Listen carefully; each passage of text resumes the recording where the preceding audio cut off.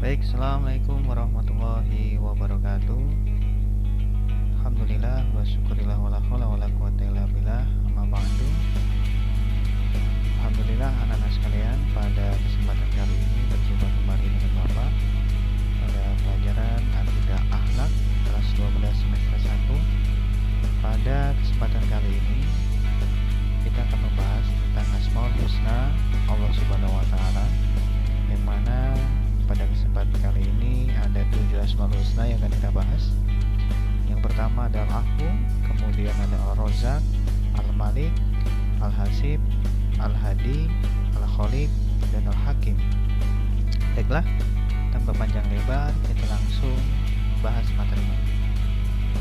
Yang pertama ada Al-Afu. Apa sih artinya Al-Afu? Al-Afu yaitu artinya Allah Subhanahu wa taala yang Maha Pemaaf. Allah selalu memberi maaf kepada hambanya yang melakukan kesalahan.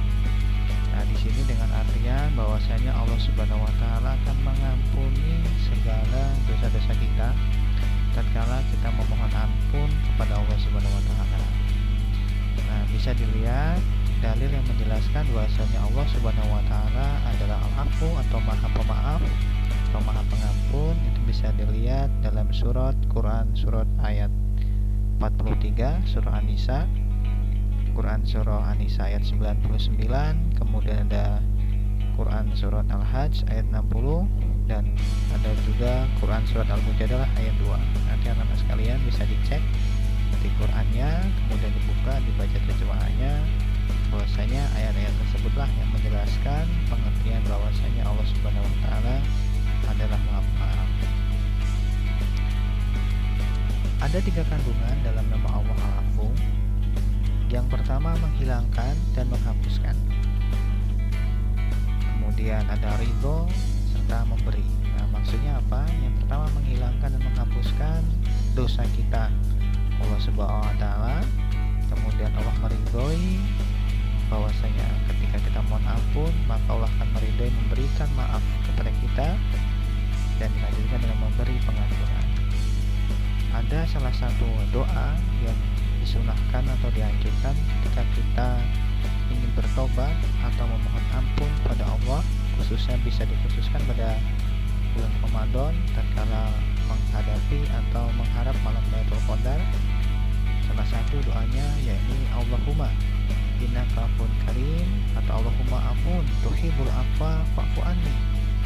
Ya Allah, sesungguhnya Engkau Maha Pemaaf yang menyukai permintaan maaf, maka maafkanlah aku.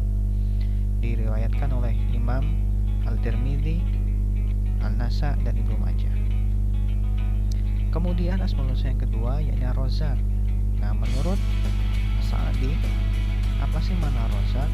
Ar-Razzaq yakni Allah Maha Pemberi rezeki pada seluruh makhluk, sehingga tidaklah ada sesuatu yang ada di dalam semesta kecuali menikmati rezekinya dan dilindungi oleh kedermawanannya.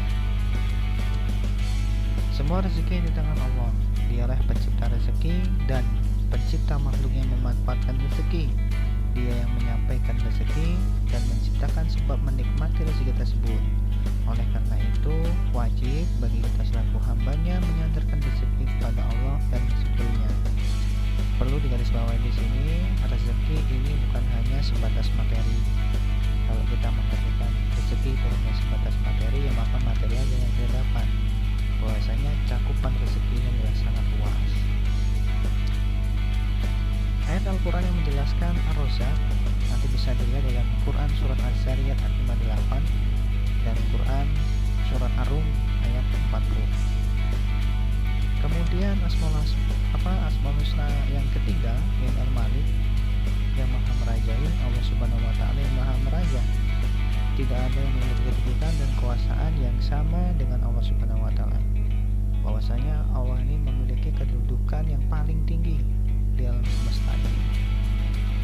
Itu bisa dilihat dalam Quran surat Al-Mu'minun ayat 116. Kemudian Al-Hasib. Al-Hasib yang maksudnya Allah Maha membuat perhitungan.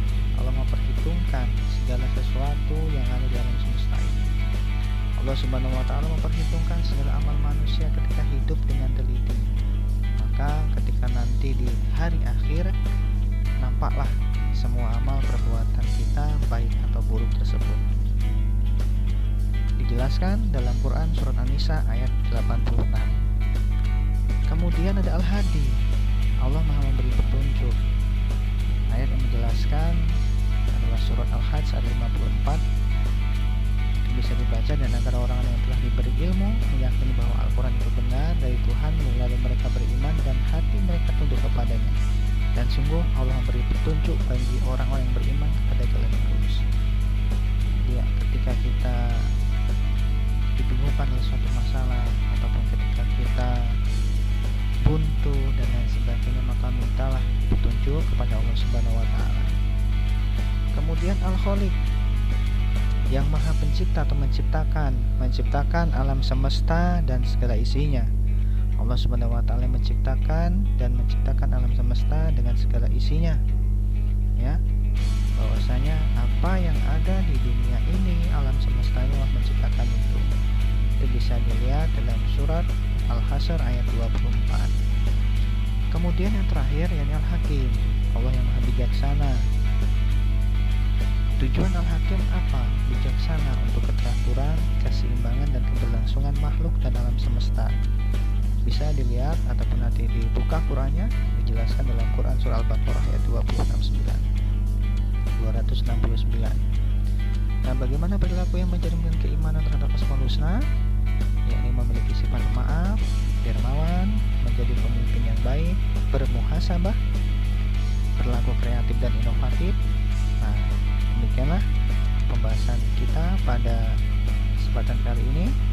Mohon dukungannya untuk channel ini, jangan lupa like dan subscribe. Pojok Sekolah Channel. Dan anak sekalian, demikianlah materi yang dapat kita bahas pada kesempatan kali ini. Terima kasih. Bapak Heri, Assalamualaikum warahmatullahi wabarakatuh.